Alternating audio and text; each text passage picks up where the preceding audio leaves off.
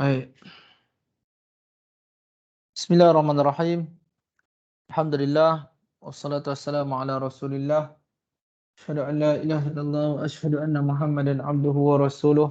Allahumma rabbi shrah li sadri wa yassir li amri wahlul 'uqdatam min lisani yafqahu qawli. Amma ba'd. Alhamdulillah, syukur pada Allah Taala, kita dah berada pada minggu yang ke-13 minggu yang ke-13 pada minggu ini. Dan kita akan teruskan kita punya tajuk yang terakhir dalam pertemuan kita pada semester ini, ya, iaitu perbincangan berkenaan dengan etika Islam dalam sains dan teknologi. Etika Islam dalam sains dan teknologi. Baik, pelajar-pelajar yang saya hormati sekalian, insya-Allah setelah kita selesai mempelajari tajuk ini, kita akan dapat menjelaskan konsep etika dan kepentingannya dalam sains dan teknologi, ataupun kita dapat mengetahui hubungan etika, akhlak dan juga moral. Di samping itu, pelajar juga akan dapat memahami asas etika Islam itu tersendiri, dan seterusnya pelajar dapat mengamalkanlah etika saintis dan teknokrat Muslim. Dan seterusnya yang terakhir sekali, pelajar dapat menghuraikan kepentingan etika Islam. So, inilah hasil pembelajaran setelah para pelajar sekalian mempelajari tajuk ini, insya-Allah. Dan kandungan bagi topik ini agak panjang juga. Okey. Ini antara kandungan-kandungan yang akan kita sentuh pada hari ini, iaitu berkenaan dengan hubungan etika, akhlak dan juga moral. So, pengertian etika, akhlak dan moral. Dan seterusnya kita akan bincang tentang asas etika Islam, kepentingan etika Islam ataupun akhlak Islam, ciri-ciri teknokrat Muslim, dan akhlak ataupun etika penghasilan dan penggunaan teknologi, punca krisis nilai dan juga etika yang berlaku dalam kalangan saintis dan teknokrat, dan juga cabaran sains dan teknologi kepada umat Islam. Dan seterusnya kesimpulan. Ini tajuk-tajuk yang kita akan pelajari pada hari ini, insya-Allah. Dan kalau kita perhatikan tiga elemen ataupun tiga perkataan ini, dia saling berkait rapat antara satu sama lain. Kalau kita tengok, etika dia berasal daripada perkataan Yunani, yang mana masa pelajar-pelajar sekalian berada pada semester 1 yang lalu, sebenarnya perkara ini telah pun dibincangkan secara detail. Walau bagaimanapun, untuk kita mengingati semula, kita akan sentuh kembali secara detail, insya-Allah, agar kita kembali ingatlah apa yang kita akan pelajari, apa yang akan kita dalami dalam perbincangan etika, akhlak dan juga moral ini. So, dia berasal daripada perkataan Yunani, iaitu ethos, yang mana bererti watak, kesusilaan ataupun adat kebiasaan. So, itu dari sudut bahasanya lah. So, kalau kita melihat etika ini, dia berkait rapat dengan perkataan moral, yang mana moral ini pula dia satu perkataan yang datang daripada istilah dari bahasa Latin, iaitu mos. Okey. Dan dalam bentuk pluralnya adalah mores lah. Dalam bentuk pluralnya adalah mores, yang mana dia bererti adat kebiasaan ataupun ajaran, okey, ataupun cara hidup seseorang dengan melakukan perbuatan yang baiklah. Okey. Dan juga menghindari daripada perkara ataupun tindakan yang buruk. Okey. So, ini kalau kita tengok dari sudut terjemahan Kamus Dewan lah. Jadi, kalau kita tengok juga, mores ini dia satu ilmu yang berkaitan dengan sistem moral dan tingkah laku, yang mana dihayati oleh individu ataupun golongan tertentu. Jadi, kalau kita perhatikan ethos dan juga moral ini, ethos dan juga moral ini, Kalau kita tengok, dia adalah prinsip, okey, atau nilai-nilai yang menjadi pegangan seseorang ataupun sesuatu kumpulan. Okey, ini ethos dan juga mores ataupun moral tadilah. Okey. Dan dia melibatkan pegangan. Dia melibatkan prinsip, dia melibatkan satu kefahaman yang dihayati oleh seseorang individu ataupun golongan-golongan tertentu. Okey. So, kalau kita perhatikan perbezaan antara akhlak dan juga moral dan juga etika ini, dia moral dan etika ni dia mempunyai satu objektif yang sama ataupun satu kefahaman yang samalah. Maksudnya kalau individu itu dan juga kumpulan itu berpegang bahawa satu perkara itu baik, maka baiklah pada pandangan individu dan masyarakat di suatu tempat tersebut. Sekiranya diorang memandang sebaliknya, maka itulah pegangan mereka. Mereka tidak ada satu rujukan yang khusus dalam menetapkan sama ada perkara itu baik ataupun sebaliknya, melainkan dengan keputusan masyarakat yang berada pada ketika ataupun zaman tersebutlah. Ya. So, dari sudut akhlak, akhlak ni dia berasal daripada perkataan al-khuluq. Al-khuluq yang mana bererti tingkah laku ataupun perangai ataupun tabiat, kebiasaan ataupun kelakuan. Dan kalau kita tengok dalam Al-Mu'jam Al-Falsafi ni, okey, disebut bahawa dia adalah satu sifat yang tertanam di dalam jiwa dia. Yang mana bila dilakukan perkara itu, dia lahir daripada jiwa dia. Okey, tanpa perlu difikir dan diteliti. Maksudnya dia secara natural benda itu berlaku disebabkan jiwa dia tu memang telah terdidik dengan perkara itu, dibiasakan dengan perkara itu. Itulah disebut sebagai akhlak yang disebut, yang dibincangkan dalam Al-Mu'jam Al-Falsafi itu. Baik. So, dengan sifat-sifat yang tertanam dalam jiwa seseorang itu, dia akan melahirkan segala tingkah laku, tabiat, perwatakan secara spontan. Okey, tanpa perlu pertimbangan akal fikiran, okey, dan juga penelitian. So ini menurut Ibnu Miskawih dan juga Al-Ghazali lah. Jadi, benda ni dia ditulis dalam kitab Tahdhibul Akhlaq, okey, dan juga dalam Ihya Ulumuddin. Baik. So kalau kita boleh buat kesimpulan okey, kalau kita boleh buat kesimpulan tentang akhlak ni kita boleh simpulkan bahawa akhlak ni dia adalah satu sifat yang semula jadi. Okey, tertanam secara semula jadilah. Yang mana yang tertanam secara semula jadi ini ataupun tertanam dalam hati seseorang ini, lalu bila perilaku itu diterjemahkan, dia berlaku secara spontan disebabkan dia sudah menjadi tabiat ataupun keserasian dalam jiwa seseorang individu tersebut. Okey, dia tak perlu fikir-fikir lagi. Jadi itulah kita boleh simpulkan definisi akhlak, okey, yang mana kita bincangkan. Baik. So, kalau kita tengok di sini, seolah-olah macam akhlak ni tidak boleh dibentuklah, melainkan dia memang semula jadi ataupun memang telah berada dalam jiwa. Baik.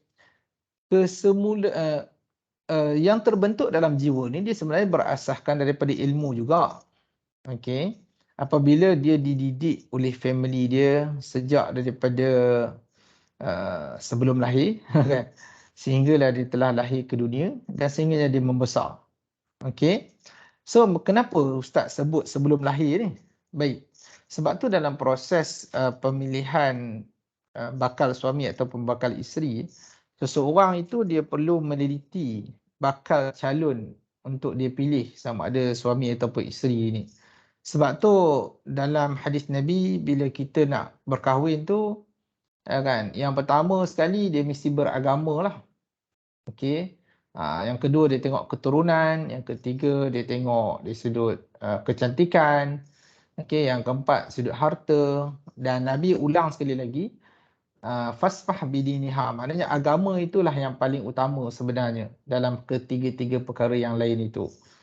Okey, jadi bila perkahwinan itu dimulakan dengan pemilihan yang tepat, menurut pandangan hadis Nabi SAW, apa yang berlaku adalah dia akan memberi kesan kepada zuriat yang akan dilahirkan nanti. Okey. So kalau ibu dia sebelum kahwin memang berakhlak mulia, memang ada sifat pemalu, memang sentiasa menjaga diri, maruah dan sebagainya, maka sifat itu akan diwarisi oleh si anak tadi. Begitu juga sifat ayah lah. Jadi kalaulah kita ni semasa zaman-zaman umur kamu sekarang ni memang uh, na'udzubillah kan, tidak berakhlak dan sebagainya, buruk peribadi dan sebagainya, sifat itu sebenarnya dia akan diwarisi oleh si anak tadi. Okey. So hari ni kita daripada muda-muda ni lah kita dah kena mula menjaga perkara-perkara itu. Supaya nanti bila kita berkahwin, kita ada anak, anak kita pun akan mewarisi perangai kita semasa zaman kita muda. Kan? Jadi kalaulah zaman mudanya dulu dia memang tidak suka belajar, malas, melawan cakap ibu ayah dan sebagainya, benda tu dia akan berulang. Allah Ta'ala ni maha kuasa kan. Dan kehidupan kita ni diumpama roda kan. So benda tu akan berulang kepada anak kita. Sebab tu kita kena menjadi orang yang baik dan kita usaha membaikkan orang lain. Supaya warisan yang kita buat itu, perkara yang kita buat itu dapat diwarisi kepada anak dan cucu dan keturunan kita lah. Sebab tu faktor keturunan ini penting dalam proses pemilihan bakal isteri ataupun suami. Sebab dia memainkan peranan penting dalam memberi kesan kepada akhlak kepada si anak kita nanti. Baik, jadi kalaulah kamu jelas tentang perkara tersebut, itulah peranan akhlak dalam kehidupan manusia. Okey. Dan adakah bila Ustaz cakap begini, maka kamu tidak boleh memilih bakal isteri dan bakal suami yang pernah melakukan dosa? Kan? Boleh je kalau dia dah bertaubat, tidak ada masalah kan. Malahan mungkin dia boleh jadi lebih baik dan sebagainya. Kan? Jadi Ustaz cuma cerita dari sudut tuntutan hadis tadi itu. Kenapa kita perlu pilih dengan ciri-ciri yang Nabi sebutkan itu? Sebab apa? Sifat-sifat yang tertanam dalam jiwa tu dia akan terus tertanam. Dia terus ditransfer masuk berdasarkan sifat dan perangai kita. Sebab tu bila sebelum berkahwin, semasa berkahwin, semasa mengandung dan sebagainya, dia ada proses-proses yang Islam gariskan untuk memberi kesan kepada bakal zuriat yang akan lahir itu. Baik. Dan bila dia baik, bila dia dah ada sifat-sifat positif yang tertanam dalam jiwa itu, dia mudah untuk dibentuk. Termasuklah bila masuk dalam kelas pun, bila dia duduk dalam kelas dengan para guru ataupun sir ataupun lecturer dia, dia pun akan sentiasa baik sebab memang dia daripada baka yang baik. Kan? So kalau dia daripada baka yang tidak baik, kebiasaannya dia akan mewarisi ketidakbaikan itu. Dia akan mewarisi perkara-perkara itu kan. Jadi perkara ni boleh diubah, iaitu dengan kita menuntut ilmu lah. So bila kamu belajar tentang akhlak, moral, etika ni, kamu tahu rupa-rupanya boleh berubah perkara tersebut. Okay. So memang boleh ubah pun, dan kamu boleh cari seseorang orang yang lain yang kamu boleh jadikan dia sebagai contoh, dan kamu ubah sifat dan sikap kamu mengikut contoh yang kamu inginkan. Kalau kamu ada lecturer kamu yang kamu memang respect pada dia kan, kamu nak contohi dia, so jadikanlah dia sebagai role model kamu, kan. Mungkinlah kamu nak ambil orang yang lebih hebat, agak sukar kan, sebab dia orang terlalu advance dan sebagainya, kita ambil yang terdekat dengan kita lah, lecturer kita ke ataupun makcik kita ke, siapa-siapa lah yang terdekat dengan kita yang mudah untuk kita contohi. Baik, so pelajar-pelajar sekalian, penting perkara ini untuk kita hadam dan kita kuasai dengan baik supaya kita dapat mewarisi kebaikan itu pada zuriat kita pada masa akan datang. Baik. So, kalau kita tengok lagi ya. Okey. Baik.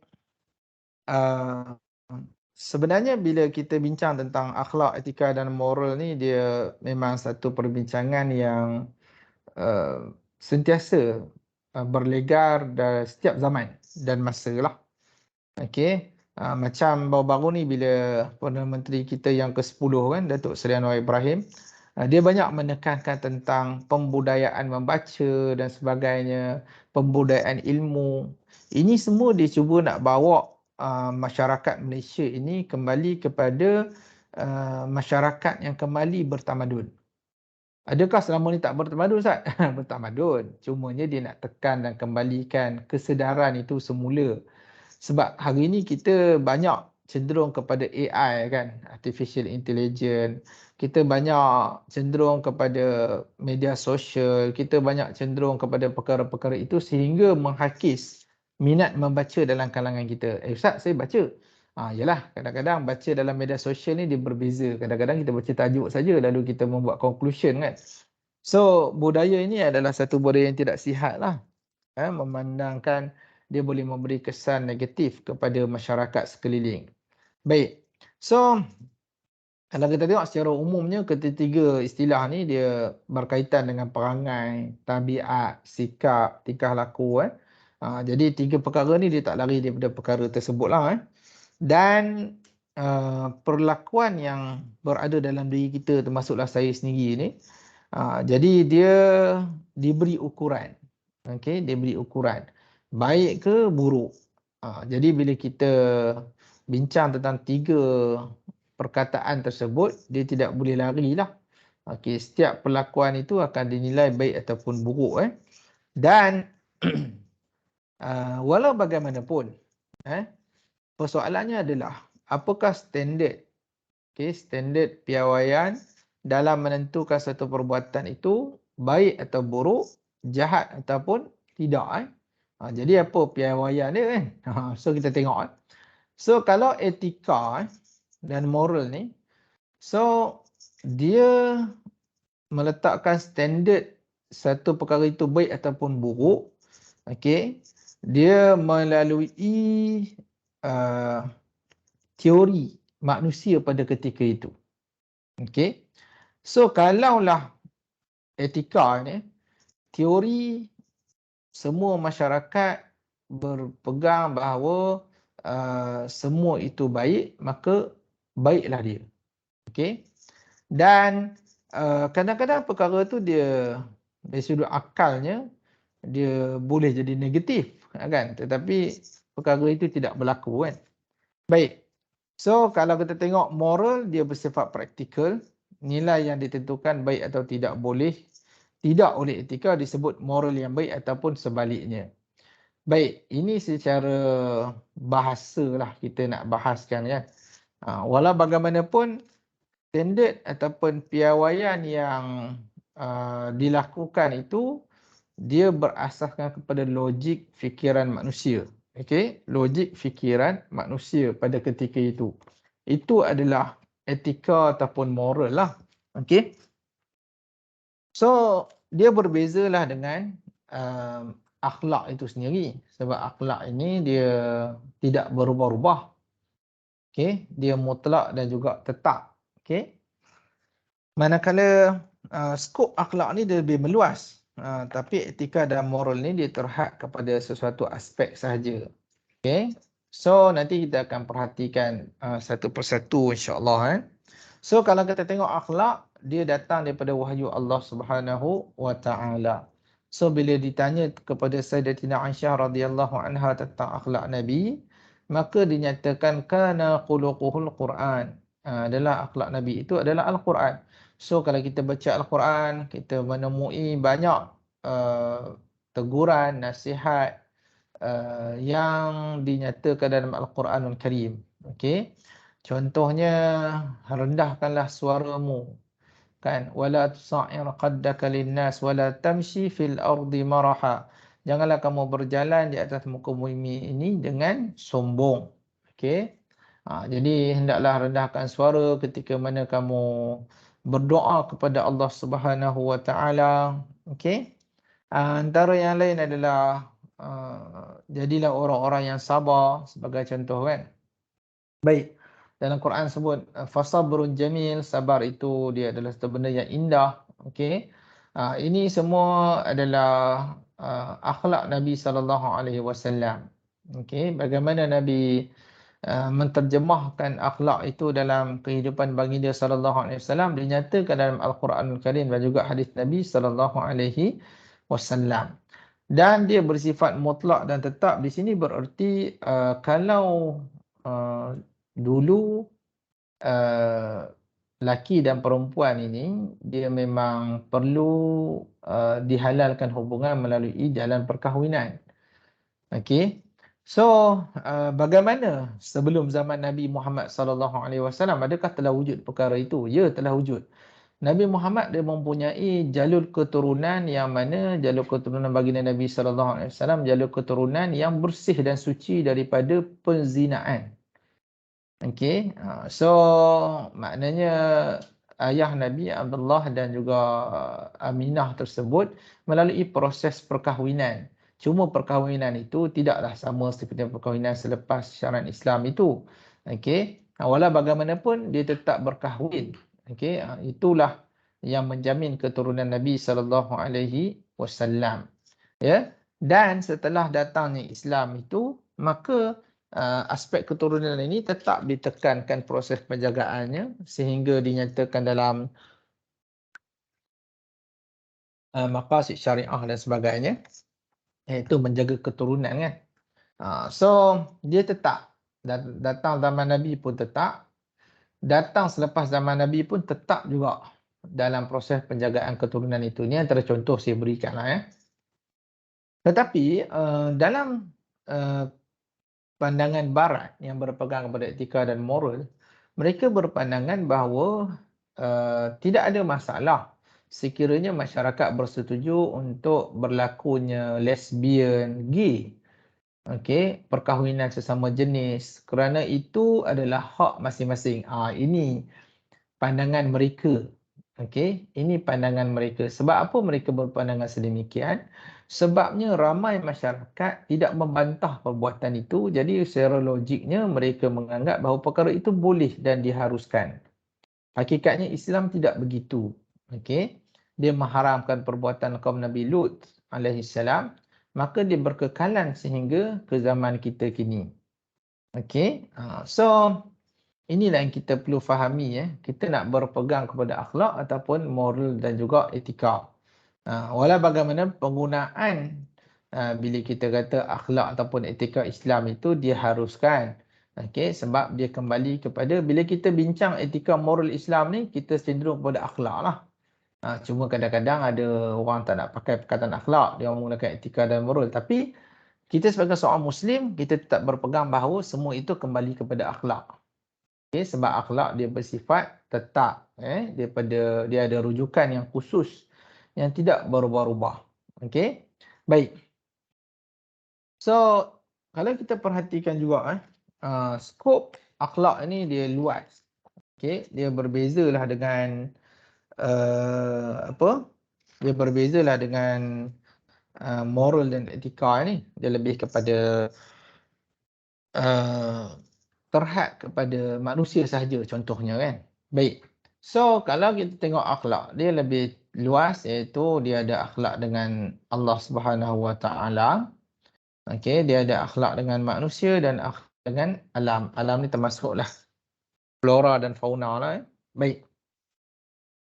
So kita tengok bagaimana perbahasan tentang skop akhlak ni. So kalau kita tengok akhlak dengan Allah Ta'ala ini ataupun akhlak kepada Allah Ta'ala ini, dia penentu kepada akhlak-akhlak yang lain. Sekiranya kita berakhlak dengan Allah Ta'ala, kebiasaannya secara automatik kita akan berakhlak dengan sesama manusia dan juga makhluk-makhluk yang lain. Okey, sebab apa? Bila kita berakhlak dengan Allah Azza wa Jalla, akhlak dengan Allah ni bagaimana? Kita mentaati Allah Ta'ala, kita malu dengan Allah Azza wa Jalla, kita takut, kita rasa taqwa. Okey, taqwa yakni kita buat apa yang Allah suruh dan meninggalkan apa yang Allah larang lah. Jadi bila kita ada sifat-sifat itu, maka kita akan menterjemahkan juga kepada manusia. So Allah tak suka orang berbuat zalim kepada orang lain. So dia tak akan buat lah. So dia akan wujud perasaan ihsan kepada keluarga. Allah suka bila kita tolong orang. So kita pun tolong. Ni ta'awun itu bertolong menolong sesama masyarakat. So begitu juga kita merasai bahawa kita ni adalah khalifah Allah Ta'ala. Okey, jadi kita kena memakmurkan muka bumi Allah Subhanahu Wa Taala ini dengan memelihara flora dan juga fauna. Okey, so kita akan berusaha ke arah itu disebabkan kita punya akhlak dengan Allah Taala itu dah clear. Okey, cuma kadang-kadang ada juga kes kita terlupa dan sebagainya. Itulah sifat manusia kan. Kalau kita dah tersedar, maka kita perlu menginsafi kesalahan yang telah kita lakukan dan kita teruskan kehidupan dengan membuat perkara yang lebih baik. Baik. Itu skop akhlak. So kalau kita perhatikan akhlak ni dia ada dua. Yang mana akhlak mahmudah dan akhlak mazmumah. Okay. So akhlak mahmudah ni akhlak yang terpuji lah. Okay, yang ini pun pada saya rasa semua para pelajar telah maklum tentang perkara ini. Dan lawannya adalah akhlak mazmumah, sifat yang tercela, pemarah, hasad dengki dan sebagainya. Baik. So dalam etika ini, dia ada asas akhlak Islam. Okay. Asas akhlak Islam ini apa? Okay. So kalau kita perhatikan, sebelum kita gunakan asas etika ini supaya kita cuba nak mengembangkan kita punya perbincangan di bawah tajuk etika Islam dalam sains dan teknologi kan. So tajuk kita etika Islam dalam sains dan teknologi. So kita nak tengok asas etik. Okey, asas etika Islam itu apa? So yang pertama sekali akidah lah. Okey, akidah. So bila kita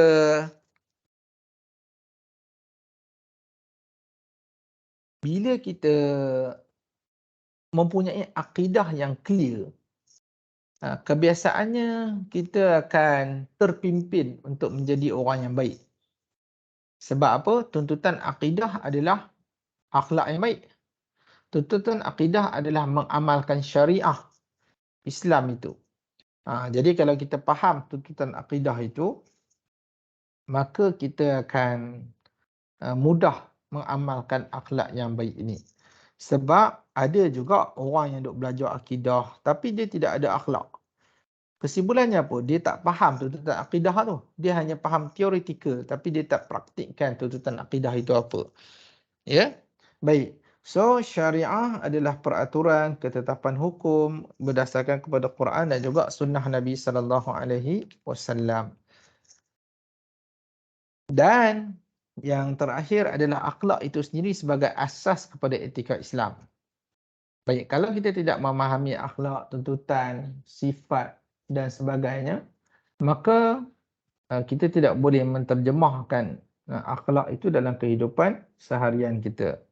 Dan yang terakhir sekali, asas kepada etika Islam ni adalah ilmu. Okey. So 4 asas ini dia merupakan asas utama dalam etika Islam. Tanpa ilmu, maka kita tidak akan dapat mengetahuilah ataupun dapat membezakan antara baik dan buruk. Okey.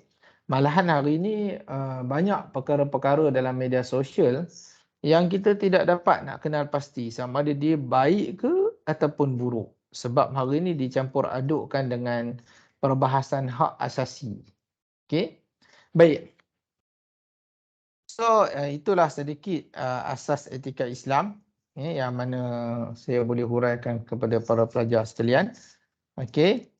Dan kenapa etika Islam ni dia penting. So kalau kita tengok kita tidak boleh diragukan lagi lah. Yang mana Islam ni dia merupakan satu sistem hidup ciptaan Allah Azza wa Jalla. So dia tidak bercampur sama sekali dengan pemikiran manusia. Jadi kriteria utama sistem Islam ni dia adalah fitrah. Dia bersifat fitrah suci lah. So dia sempurna, dia teguh, dia syumul, dia komplit keseluruhannya itu. Dan walau bagaimanapun Islam ni dia tetaplah dia memberi ruang dan peluang kepada kegiatan akal manusia untuk berfikir. Tapi dengan batas-batas tertentulah. Sebab apa? Akal kita ni tak boleh menjangkaui melebihi wahyu. Sebab akal kita terhad. Tetapi tetap juga diberi peluang untuk akal berfungsi daripada Allah Subhanahu wa Ta'ala. Baik. So bila akal itu diberi peluang, maka Allah Ta'ala tetap juga memberi panduan, iaitu dalam bentuk wahyu lah. Okey, dalam bentuk penjelasan wahyu. Sebab tanpa wahyu maka akal dia akan terus terpesong dan juga boleh melampaui batas sehingga membawa kepada kekufuran kepada Allah Azza wa Jalla. Ya. Dan begitu juga dalam memahami persoalan metafizik, contoh alam ghaib, yang mana dia terkeluar daripada jangkauan akal manusia dan juga panca indera manusia. Jadi bila kita study dan kita faham, sebenarnya metafizik itu dia menjadi asas juga kepada kewujudan alam fizikal yang ada pada hari ini. Okey, baik. So kalau kita tengok apakah kepentingan etika Islam ni kepada sains dan teknologi. Yang pertama sekali, apa yang saya boleh huraikan, sains dan teknologi yang berteraskan kepada falsafah Islam ini, dia akan berpaksikan kepada pentafsiran metafizik, iaitu yang berlandaskan tauhid lah, bukan metafizik yang merapu-rapu ni kan. Macam dulu ada cerita Uncle Seekers lah, paranormal dan sebagainya, tidaklah begitu kan. Jadi metafizik di sini dia berasas kepada tauhid. So rukun iman yang 6 itu, beriman kepada Allah, kepada kitab, kepada rasul, kepada malaikat, qada qadar, hari kiamat. Baik.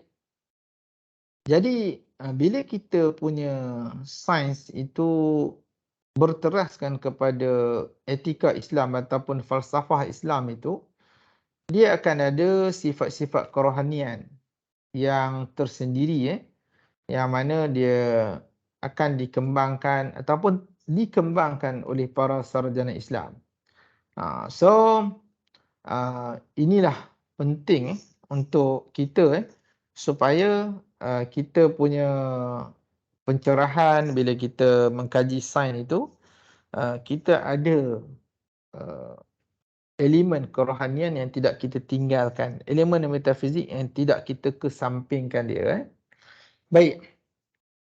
So yang kedua, yang kedua, falsafah Islam ni dia telah meletakkan sains dalam kerangka epistemologi.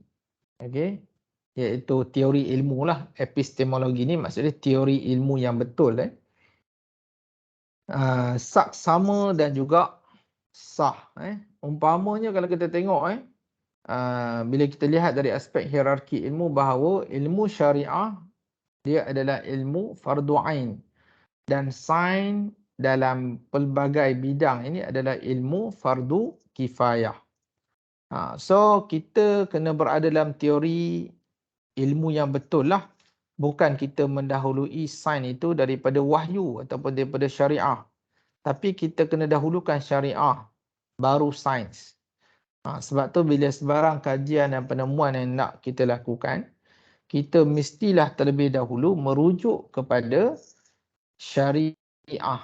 supaya tidak ada elemen pelanggaran syariah dalam proses kita mengamal dan juga mencipta sesuatu produk ataupun inovasi sains tersebut.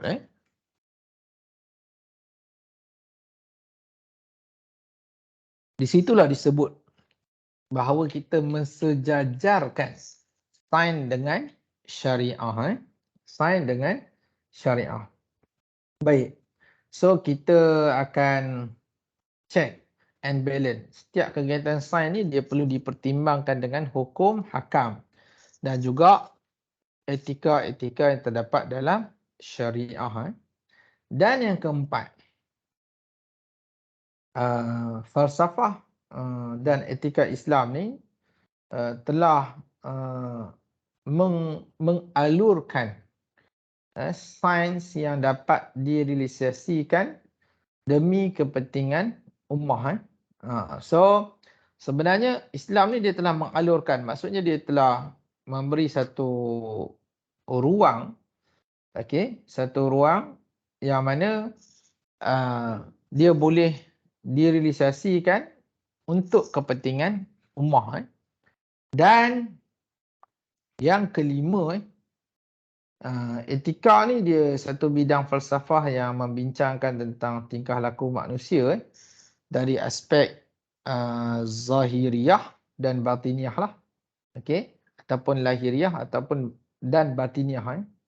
So kalau kita tengok dalam hubungan dengan sains ini, etika ni dia adalah satu bidang ilmu yang mengkaji tentang soal kebaikan dan keburukan dalam aplikasi sains.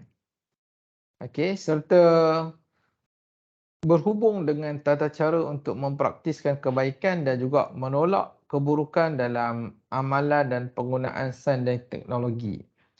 So perkara tu dia memang benar sekali lah. Dan ditegaskan juga oleh Einstein.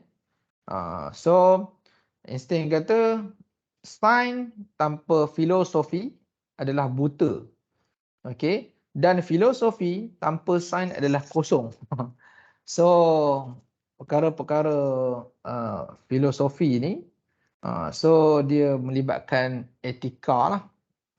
So kita nak kajian sains kita itu tidak menjadi buta dan tidak menjadi kosong lah, seperti mana kata-kata Albert Einstein. Baik. So sedikit berkenaan tentang kepentingan etika Islam. So apa pula etika saintis dan teknokrat Muslim ni? Baik. Yang pertama sekali, dia mesti yakin kepada Allah Azza wa Jalla. Dalam setiap penemuan, kajian, pembelajaran yang dilakukan, dia mesti meletakkan keyakinan kepada Allah Subhanahu wa Ta'ala. Dan yang kedua, dia mesti ikhlas dan niat yang juga baiklah. So apa yang kamu pelajari pada hari ini, kamu mesti ikhlas pelajari dia kerana Allah Azza wa Jalla. Dan niat kamu satu hari kamu akan berkhidmat dan menumpahkan kembali bakti kamu kepada kepentingan agama Islam itu sendiri dan masyarakat Islam itu sendiri. Baik, yang ketiga, bersifat ihsan dalam melakukan pekerjaan. So yang keempat, itqan, iaitu tekun. Buat sungguh-sungguh, jangan buat sambil lewa dan sebagainya. Ini antara etika saintis dan teknokrat Muslim. Dan dia ni bukan hanya terhad kepada saintis dan teknokrat Muslim semata-mata, tetapi dia juga kepada semua umat Islam. Perlu ada perkara-perkara ini. So permuafakatan. Muafakat ni maksudnya kerjasama dalam berpasukan. Bila kamu buat kajian-kajian, mesti kamu berada dalam satu grup research ataupun penyelidikan. So dia perlu ada kerjasama, kesefahaman. Kamu buat assignment sebagai contoh kan. Baik. So yang terakhir, tidak melakukan kerosakan. Kita kena membangunkan teknologi yang bermanfaat demi kepentingan masyarakat dan umat. So perkara-perkara tersebut pentinglah. Ini berdasarkan ayat Al-Quran, wala tufsidu fil ard. Janganlah kamu melakukan kerosakan di atas muka bumi ya. Dan janganlah kamu merosakkan bumi ini, zaharal fasadu fil barri wal bahri bima kasabat aydin nas, dengan tangan-tangan manusia itu sendiri ya. Jangan. Okey. Baik. Ini soalan yang saya ingin ajukan kepada para pelajar sekalian. Bezakan antara etika saintis dan teknokrat Muslim dengan saintis Barat. So, tolong bincangkan. Nanti saya tak nak bincangkan dalam kelas ini. Nanti kamu boleh menjawab soalan ini di dalam Microsoft Teams, insyaAllah ya. Baik. So, etika penghasilan dan penggunaan teknologi. Okay.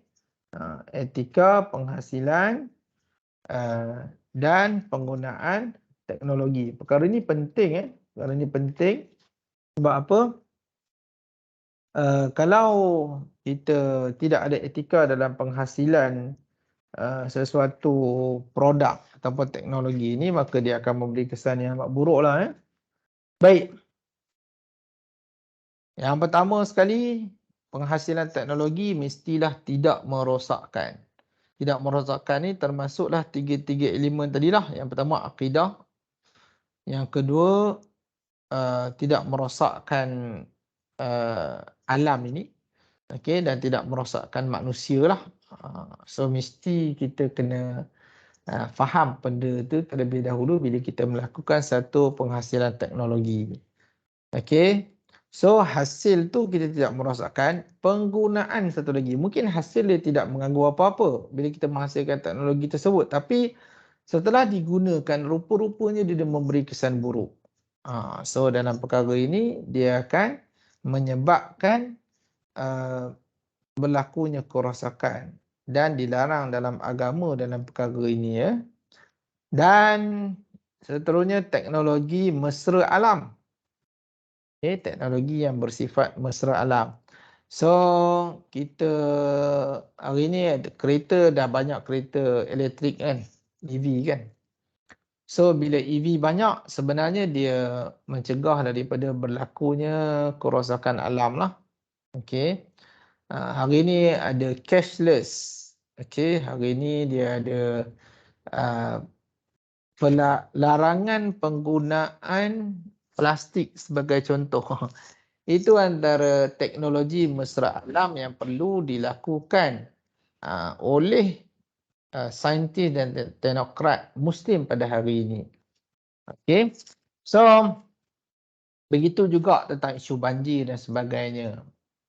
Sebenarnya, teknokrat dan saintis Muslim perlu terkehadapan dalam perkara ini. Demi membuktikan bahawa Islam mementingkan keselamatan, kesejahteraan, kemudahan kepada umat dia. Dan yang terakhir sekali, mematuhi nilai kemanusiaan. So, perkara-perkara ini pentinglah. Istilah common sense sebagai contoh kan. Perkara ni kadang-kadang bila kita tengok kucing yang berkeliaran, bergelimpangan, kelaparan dan sebagainya, kita tidaklah membunuh mereka ini kan. So, kita atas dasar kemanusiaan, kita cuba cari alternatif bagaimana nak menjaga ataupun nak menghindarkan kucing-kucing ini daripada terus berkeliaran, kelaparan dan sebagainya.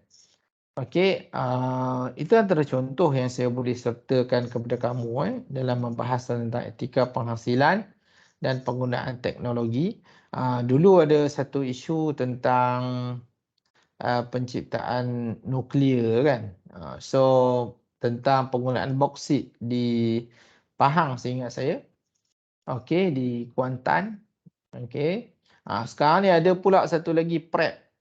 So, kalau tadi saya dah sertakan satu soalan sebenarnya di dalam Microsoft Teams minggu yang ke-14 tentang persoalan tentang PrEP. Okey, apa itu PrEP? Kamu kena study lah.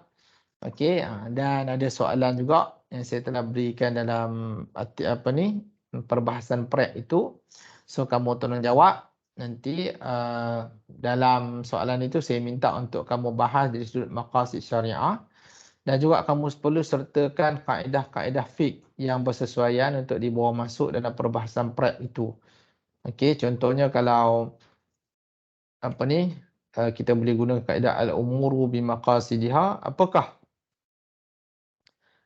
perbahasan yang kita boleh share tentang kaedah tersebut dengan isu prep tersebut, ya. So ada lagi tentang darar yuzal sebagai contoh, okey. So nanti kamu boleh tengoklah, dan juga boleh cuba menjawab insya-Allah. Baik. So apakah punca-punca krisis nilai dan etika ini berlaku sebenarnya? Yang pertama, dia lupa diri dah.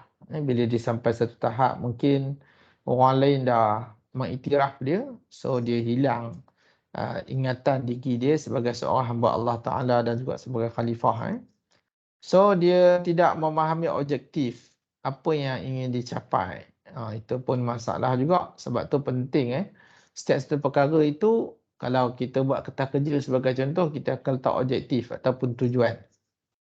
Supaya setiap permohonan apa yang kita buat itu tidak lari daripada tujuan yang sepatutnya. Sama jugalah dalam pembangunan teknologi, kita kena tengok objektif apa yang nak dicapai. Okey, kalaulah dengan memberi pil tersebut menggalakkan lagi penzinaan, so adakah tercapai matlamat untuk kita menghindari zina dan juga hubungan yang terlarang. Okey. Jadi kita kena fikirkan perkara tersebut. Tidak memahami konsep nilai dalam Islam. So sikap ego individu tersebut sendiri ataupun kumpulan, sikap tamak dan pentingkan diri, ini satu cabaran yang besar lah.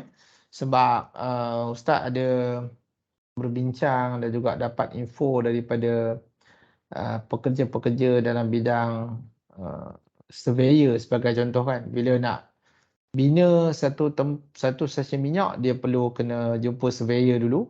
So untuk pastikan tempat itu adakah sesuai ataupun tidak. So kadang-kadang ada sikap segelintir manusia ni, dia ingin membolot harta yang lebih. So dia mengenakan kadar harga yang tidak munasabah sebagai contoh kan. Ataupun dia melakukan penipuan. Hakikatnya tempat itu tidak boleh, tapi dia membolehkan atas kedudukan yang dia ada. So ini disebut juga sikap tamak dan juga pentingkan diri lah. Dan kejayaan dunia semata-mata. Ini juga antara cabaran-cabaran lah. Okay. Seterusnya, apakah kesan pengabaian etika Islam dalam sains dan teknologi? Ini pun juga kamu boleh tengok nanti soalan ini, dan kamu boleh menjawab insya-Allah. Ini tidak ada orang kata apa kesukaran lah untuk para pelajar dapatkan jawapan sebab ini dia boleh menggunakan pembacaan-pembacaan daripada sumber terbuka yang lain. Baik. So cabaran sains dan teknologi kepada umat Islam.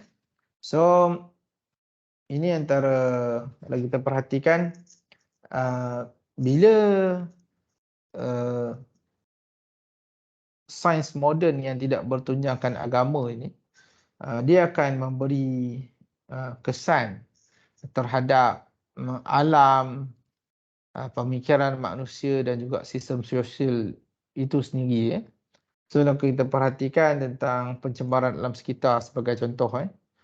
So kalau kita tengok pencemaran alam sekitar ni, dia menjadi fenomena lazim lah, kesan daripada perkembangan dan kemajuan hidup, yang mana perkembangan dan kemajuan hidup ni dia sebenarnya ditaja oleh kemajuan sains dan teknologi itu sendiri sebenarnya.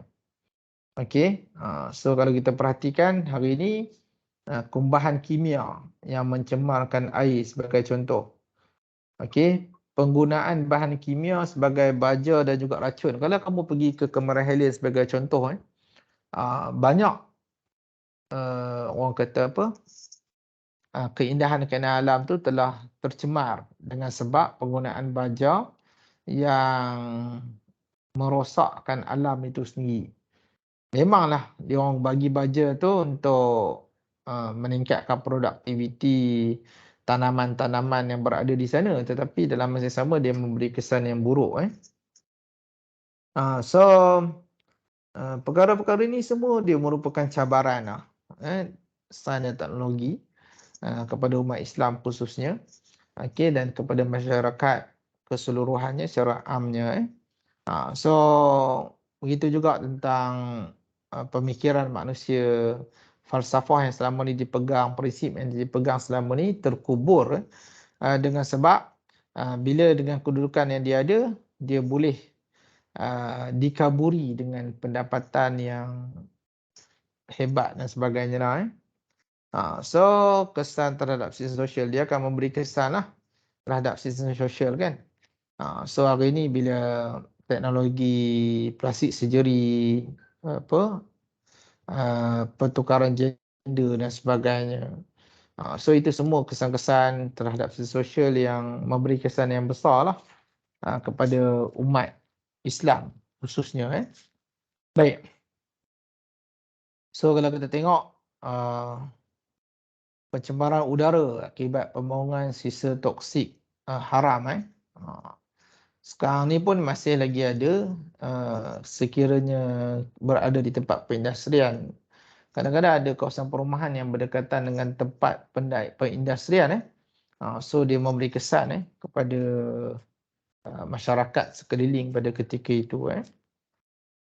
Baik, pembakaran terbuka sebagai contoh. Okey, ni tak kira lagi krim timbang kilo dan sebagainya kan. Okey. So kesimpulannya apa? Etika dia melibatkan persoalan baik dan juga buruk. So etika ni dia berkaitan dengan nilai, moral dan juga akhlak.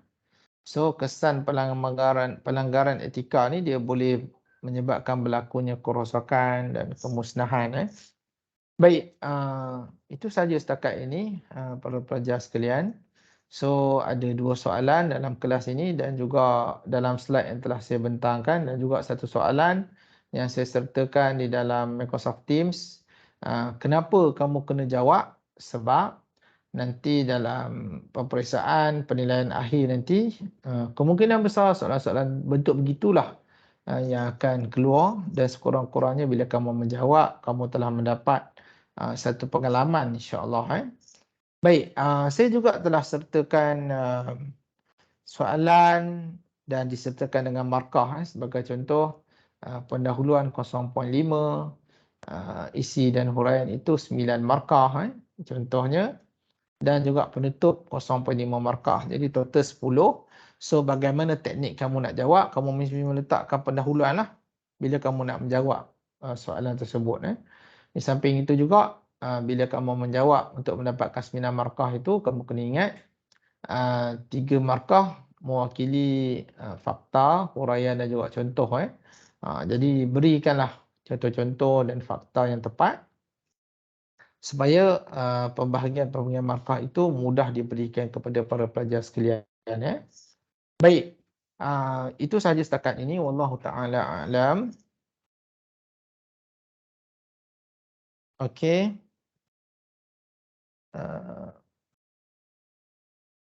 Assalamualaikum warahmatullahi wabarakatuh dan terima kasih